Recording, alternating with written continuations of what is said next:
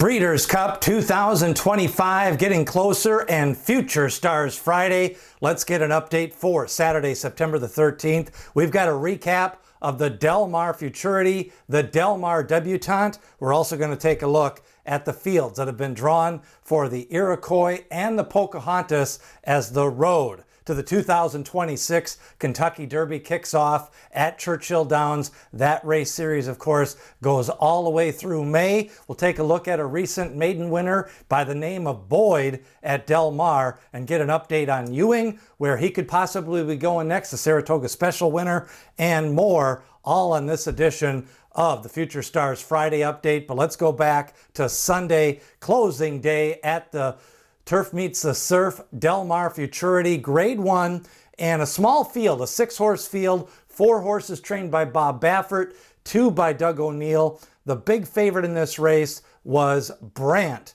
an impressive maiden winner who debuted with a 100 plus Beyer speed figure. Let's pick up the race here. We're in the Mar Futurity at the top of the stretch, and Brant is on the inside. He's getting a little bit of a battle from Desert Gate, the winner of the Best Bale Stakes. Those two go all the way through the wire. Brant winning the Mar Futurity. He's now 2 for 2, trained by Bob Baffert, and the American Pharoah Stakes could be next. You know, Brant, speed figure wise, his figure in the Mar Futurity came back a little bit slower on 91 on the Beyer scale. His maiden special weight figure was a 101 speed figure, but Brant's been favored in both of his races. Highly regarded colt. His $3 million purchase price is always going to get him probably favored in any of his races. Flavian Prat rode him to victory in the Mar Futurity. Again, noting his speed figure went from a 101 to a 91, but a 90 at this time of the year is definitely where you want to be at. And we'll see what Brant, where he goes next. But the gun runner colt has already won a Grade 1 race, the Mar Futurity, and we could be seeing him in the Breeders' Cup Juvenile on Future Stars Friday. Choices are still the American Pharoah, train up to the Breeders' Cup Juvenile for the son of Gun Runner. And for Bob Baffert, that's 19 Mar Futurities now, with Brant winning at Del Mar. Now, Bottle of Rouge won the Mar Debutante. Let's pick it up in the stretch run. She's sitting out in the middle of the track, picks it up late, runs down the heavy favorite. Bob Baffert again with the favorites in this race, but Bottle of Rouge, a daughter of Vino Rosso, who may probably improve a little bit. Vino Rosso, of course, was by Curlin, and Bottle of Rouge seems to be slowly improving. And here's an example of a horse with a 78 Beyer speed figure, probably capable of doing a little bit more next year as a 3-year-old, where Brant, he's already had a log campaign. He was purchased at the 2-year-old March sale, so he's been in training most of this year. If he does go to the Breeders' Cup Juvenile, you're probably looking with him at only a 2-prep campaign next year for the Kentucky Derby. Now, on the undercard of the final day at Del Mar, we did have an impressive maiden winner, another one bet down. Boyd was the name, and Boyd was victorious in his debut. Picked up a 92 Beyer, which is a little bit better than Brant, who got that 91. But Boyd looked a little bit greenier, kind of just all speed on the engine, kind of shifted a little bit green down the stretch, picked up that win. Now he's by Violence, a son of Medaglia d'Oro, but Boyd, trained by Bob Baffert. The sire is Violence, who's had some nice runners in a few crops already. Boyd, another one for Zidane Racing, the same owner as Brant. And $1 million for this one by Violence. And out of a Street Boss mare, a little bit more of a speedy pedigree. Street Boss has been a good synthetic sire with some of the Turfway races. We'll see what Boyd does next after winning that maiden at Del Mar on closing day. Now we go to the stakes races on the turf over the weekend. We had Dreaming of Alice 61-1, pulling off the upset in the Mar Juvenile fillies on the turf. Kind of mowed him down late.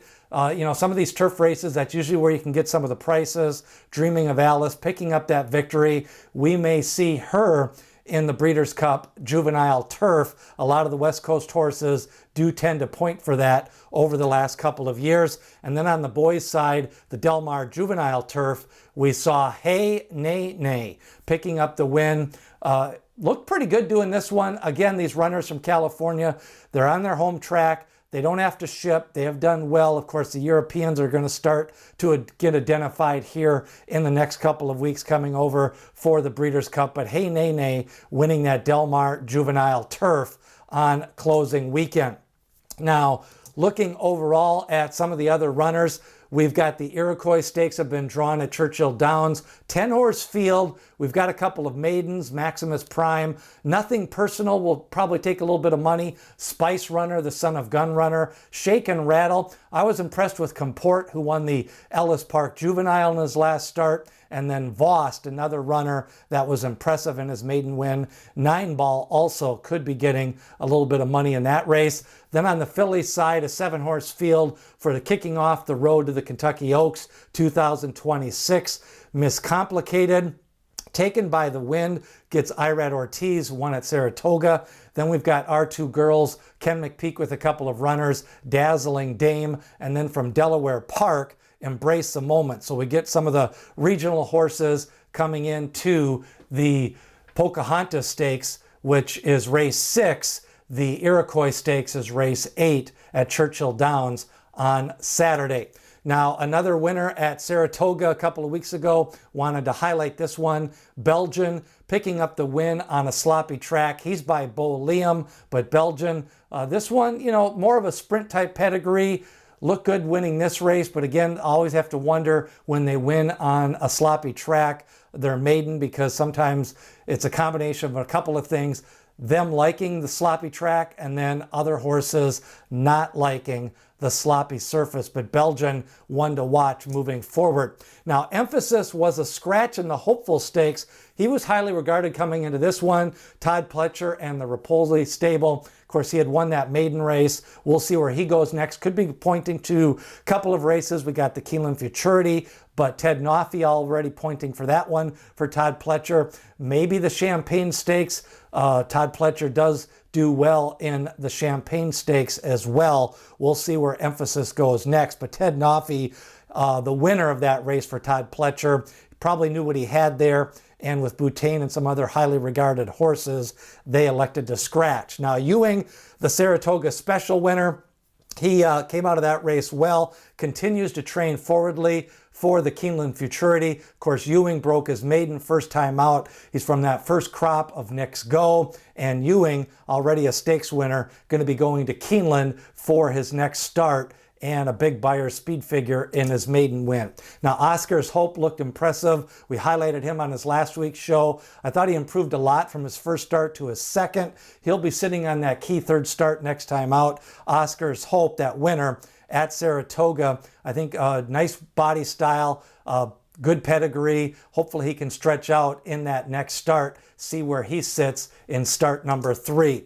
Now, the 2-year-old Fig of the Week, Bunregazin, again, they account for pace of the race, ground loss, turns, where they're sitting on the track, a little bit more comprehensive speed figure. Goes to Brant. They gave him 11. Remember, the lower the number, the better is on the Ragazin scale. So he definitely slowed down from his best Ragazin of the week. So Brant winning that 2-year-old and the Del Mar Futurity. Brant got an 11. Previous week was Ted Noffey with a 7+, Big Dom a 10-. It's Our Time with an 8+, and then Brant with that 6, the seasonal leader on the Ragazin scale as we get into mid-September. Of course, stakes races coming up. We've got the Alcibiades, the Frisette, the Champagne, the Keeneland Futurity, and the American Pharaoh, and the Chandelier Stakes. And then the Keeneland Futurity, Ewing, Big Dom, and Ted Noffey pointing for that one. The Champagne Stakes, It's Our Time, Golden Toronado, Hero Declared,